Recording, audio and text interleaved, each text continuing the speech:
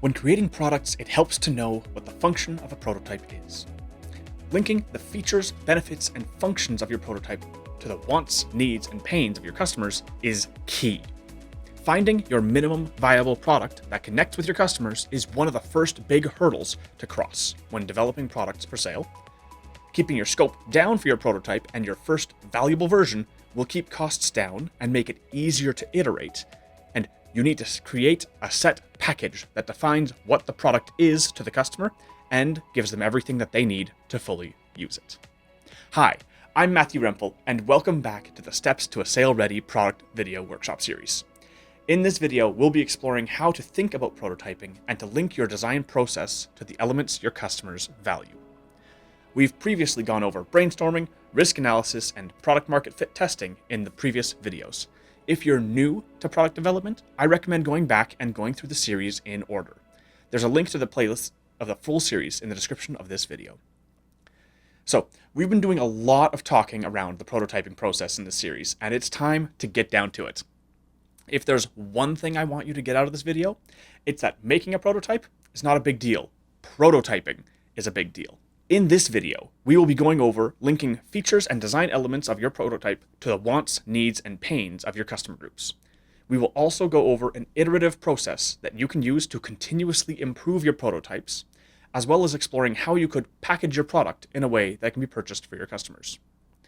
I will also go over a couple of stories of prototyping processes that you can use to have a reference of what the prototyping journey could look like. For this workshop, I am assuming that you have expertise in your product industry, so I'll leave the specifics of how to create a product in your category to you. If you don't know how to make a product in your idea category, you should seek out someone with expertise in that field. For example, if you're making a food product, I will not be going over the packaging or food safety requirements to begin selling your product. You will need to know the regulations and requirements for your product categories and for the regions within which you plan to sell your product. So, if we're going to do this, what's the point of prototyping? Prototyping is a method for creating new products, refining them so that they're fit for purpose, reducing the risk of dud products while keeping costs low before scaling up the production of the product. Prototyping is not creating the finished product in one attempt. Prototyping products is usually not about distribution. LITE, or Local Investment Towards Employment, had an experience in prototyping and refining their non-medical mask products produced in partnership with the cutting edge during COVID. In this story, I want you to listen for the changes that were made over time and how the product was changed or modified over time. Here, I'll throw it to Ian, the executive director of LITE. We all know what happened in March 2020. Everybody went home for 2 weeks, and 4 years later, we're all still at home, mostly, kind of. But those first few months were very unsure. And we tried to, again, involve our partners in making opportunities to continue their work in new and interesting ways. One of the opportunities that we had with our partners in early 2020 was working with The Cutting Edge, which is a textiles training effort from the Canadian Muslim Women's Institute. And they partnered with us to produce masks, which in the early pandemic were incredibly important for public health and public safety. And this really gave us our first taste of doing rapid, iterative product development. The people at The Cutting Edge were very, very good at coming up with new ideas, addressing different kinds of restrictions and different kinds of concerns, all within variations on the same product. Just in the masks alone, we had the very first type just had strings on the sides to tie behind your ears. People found that a little bit annoying and restrictive and kind of hard to manage, so we went to elastic loops. From there, we went to children's-sized masks, and also they found a source for a plastic that was anti-fog, so we could do deaf and hard of hearing masks with a window in them. Really important for accessibility. We sold these to the public over the course of about 18 months. It was not a surprise thing that happened for a couple of months at the start of the pandemic. This was a year and a half that this was a really important part of our business for both us and for our partners. And it was massive. We had a lot of sales, not just in Winnipeg. We also shipped them out to BC and Toronto and across Canada. And we donated a lot of these masks to our partners because there were parts of the pandemic where it was really hard to source any kind of personal protective equipment. much less non-medical masks the way that we were producing. Thank you, Ian. Our first activity will be sketching out the wants, needs, and pains, then reducing down to an MVP or minimum viable product that you can use to guide your prototyping process. The point of the process is to get down to the core idea or feature that provides the most value, and then to work from there. This is just like the moment in Ian's story where they made masks with the tie strings. They start with the core idea of producing non-medical masks, and then they refined it as they went. Before we start, I want to go over why this process is important and how to think during this activity. To start, you need to have a full understanding of what a minimum viable product or MVP is. The MVP is the smallest version of the product that is valuable to the customer. As described in the Design Thinking Toolbox, there is a gradient of MVPs from the earliest testable MVP, the earliest usable MVP, the earliest lovable MVP, and the earliest sellable MVP. For the purposes of this video, I'm focusing on helping you think small enough to actually start at the earliest testable MVP, and then encouraging a process to help you move it step by step towards the earliest sellable MVP. Minimum viable products are experiments. Usually, when we go into the process of creating an MVP, we think we know what the customers want. Usually, we're not quite there.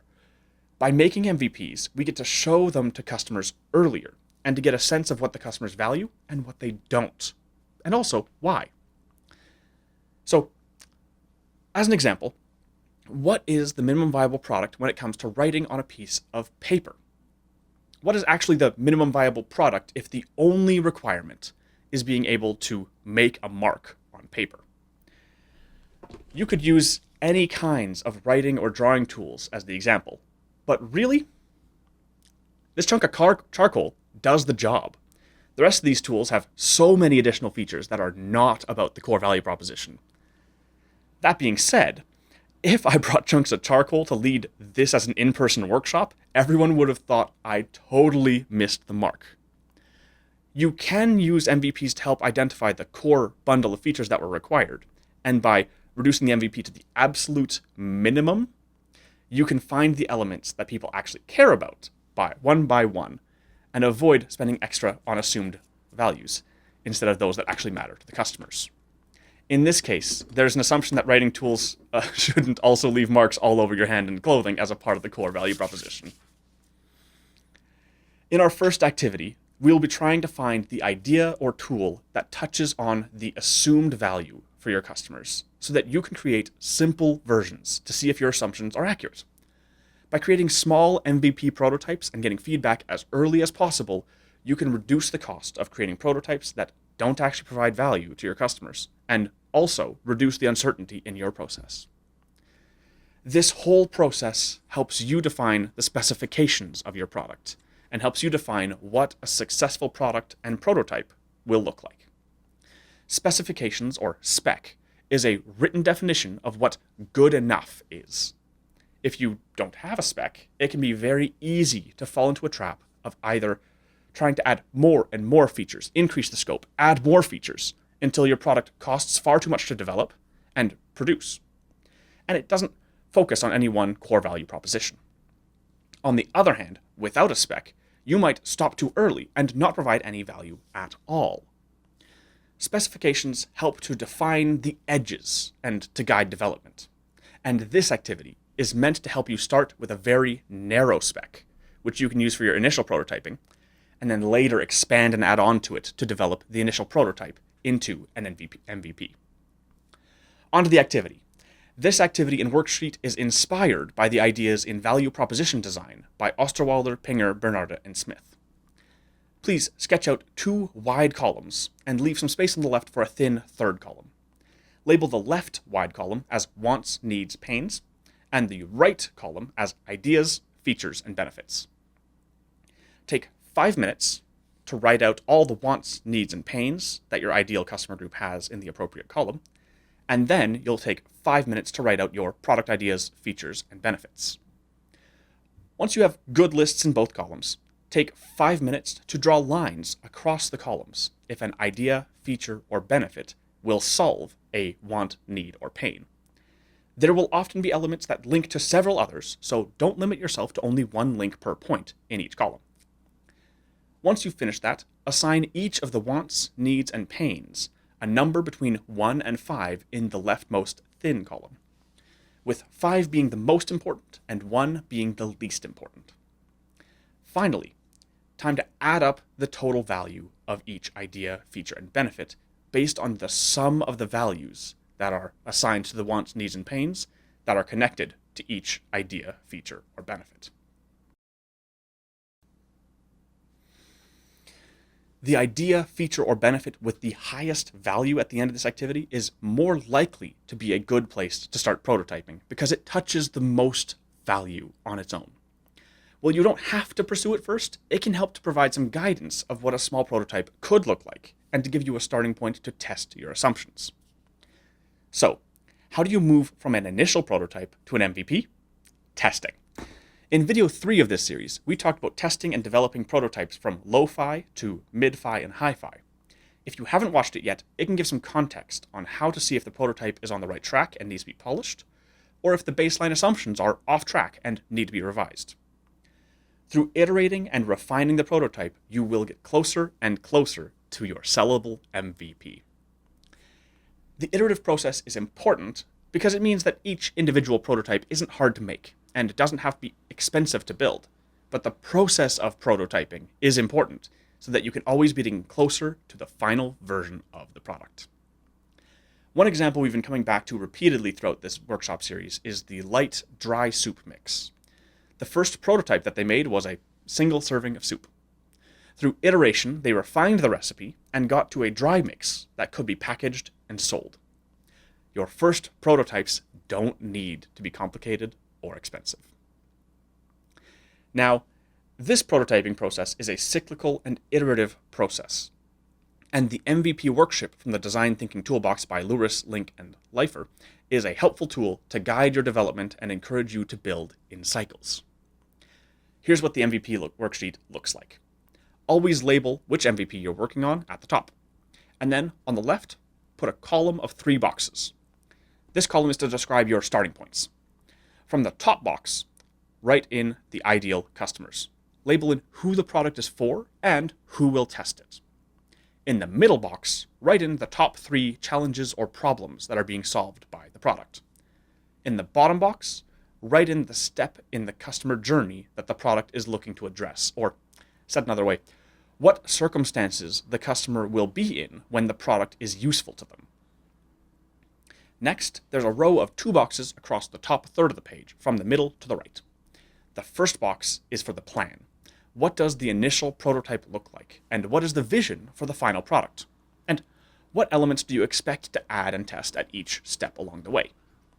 The box on the right is where you should leave space to record the learnings and results of the iterative cycle, as well as if the current plan should continue, be adjusted for the next cycle, or consider if the MVP should be shelved.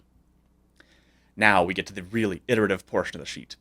The remainder of the page is put into one big box with 2 columns and 3 rows, giving us 6 sections. In the top left section, write in the features that you plan to test in the next MVP prototype cycle. The Design Thinking Toolbox recommends up top 3 features, and I agree with that as a maximum, but for small organizations or small products, I recommend between 1 and 3 features get tested with each iteration. Below the features section, there's a spot to write in how you plan to build those features into the prototype. Below that, there's a section for costs and schedule. This is where you define the costs of the new features and the prototype development, as well as the scheduled steps towards getting this version ready. In the bottom right corner, there's a section for measurement. Write in how you will test and measure if the MVP prototype is going in the right direction, and how you'll test your assumptions about this version. For more on how to fill in this box, you can check out video 3 in this workshop series. In the middle right section, there's a spot for what you've learned from this iteration of the MVP prototype, and in the top right, there's a section for writing in what you want to learn from your next iteration. You will likely create many different versions of this worksheet as you go through the iterative prototyping process. In rare cases, you may also find that your first versions are sufficient and test well and can go to test markets. All right, now that you have the sheet, we can go to the activity. In 10 minutes, please fill in the prototype name, the left column with the starting point conditions, the development plan in the top middle, as well as the features, build plan, costs and schedule, and measurements in the large box in the bottom right corner. Again, 10 minutes for all of that.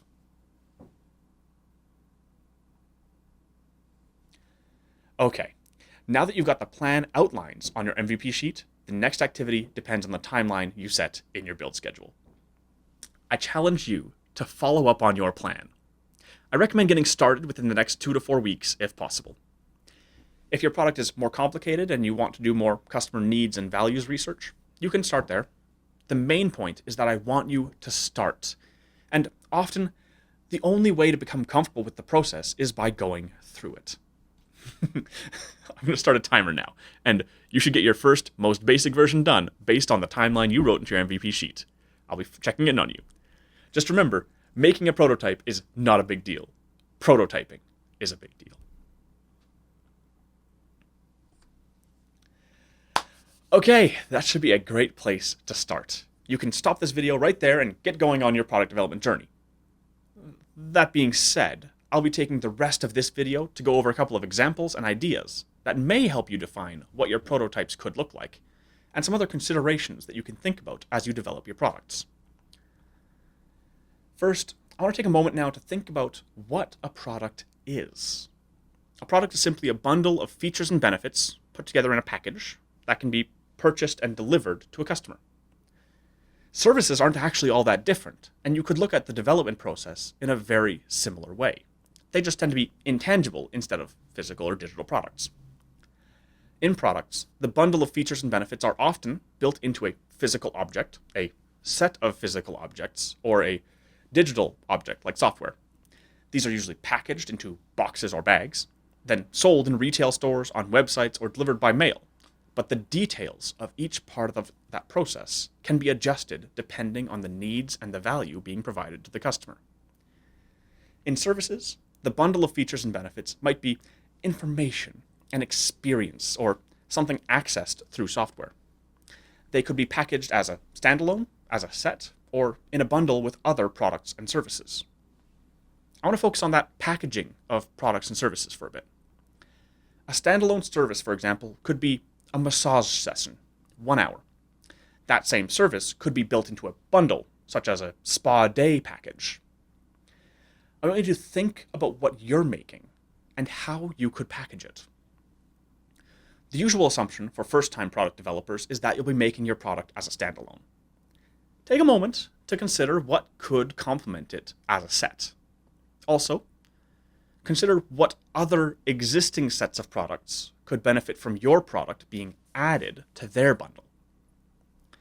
Your product might be a perfect add-on to an existing product or within a product category.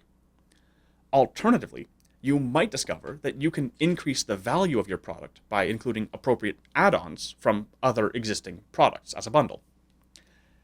In your product design journey, you should also consider what the first-time user experience is when they buy your product. What should you include if a customer has zero experience with your product category and yours is the first one they've bought? What do they need in terms of onboarding or additional equipment? What should the unboxing experience look and feel like? What other elements are important for your customers to get full use out of your product? And which elements should you be responsible for providing? Here's an example. When you buy a phone, some companies have removed the charging cable from the box. There is an assumption that everybody already has enough cables and charging adapters. But what happens if someone is buying their first phone, or they're coming from a different region where the standards are different? It might have enough charge to turn on when they first buy it, but how long does that last? What is the experience for the customer as their phone battery is used up? Another very different example. What if you're selling pots and pans? If you're selling that, a customer will need a stove or a range to be able to use them. Even if this is a similar situation in that the customer won't be able to get the value of your products without another different product, there is not a cultural expectation that stoves and cookware should be bundled together. This customer experience and cultural expectation will change depending on your customer groups. In video 2 of this series, we mentioned that the LITE soups needed to be a just add water recipe because it could not be assumed that their target customers have easy access to milk or butter. The specs and packaging of your products should also reflect the expectations of your target customers. Throughout this series, I've been explaining that product development is iterative, and it usually is. And I encourage that line of thinking because it helps to make better products and avoids duds. That being said, sometimes product development is jumping on a moment and creating something that fits that moment in particular. LITE has another experience just like this. I'm going to send it back to Ian for that story. So now that we've had some of these experiences, we've taken a lot of lessons for how we want to do this process. When we start a new iteration with new products, whether that's new varieties of soup, new food products entirely, other products that we're dealing with, such as textiles, because that's been successful for us in the past. We now have this 5-step process that we can walk through, and they don't all need to be a stage per year. Sometimes this process can go very quickly. We know in an afternoon, in some cases, that things will work. The prime example for a really fast version of this iterative process is the Bernie mints, which is one of my favorites. January 6th, 2021, US presidential inauguration. Bernie Sanders had that wonderful iconic photo of him just looking very grumpy and sanguine on the stage, and he had those great mitts on that were made of recycled material.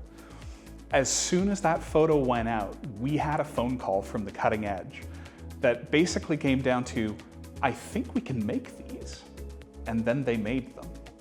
From the time that photo was taken to about 4 hours later, they had a product ready, they had a pattern that was on the way to being ready to go. They had very quickly trained 1 or 2 of their people to start making these mitts. We had some ready for donation, and we were on sale the same week. It was incredibly fast. It still followed the same process. They prototyped it, we tested it, we donated a couple of them and had them tried on, and then we got them ready for public sale. And we continued selling them for almost the entire year because it was such a recognizable product, and it just came out of nowhere. But we followed our process and it worked, and we still have some of them on sale now. They're still on the LITE Shop website. Thank you, Ian. By following some of the tools and examples in this video, I hope that you will agree with us that making a prototype is not a big deal, but prototyping is a big deal. Thanks again to Ian and LITE for partnering with us to make these workshops possible. Strategy Made Simple is a social enterprise development support agency. We exist to help develop and promote social enterprises and impact businesses. If you're looking to build up earned income for a social purpose organization, or you're interested in embedding social impact into the core of your business, please email me, matthew@strategymadesimple.ca. If you're looking to develop a product or service from your social enterprise and you want some help in that process, please feel free to reach out to me, matthew@strategymadesimple.ca. You can find more information about Strategy Made Simple and LITE in the links down in the description.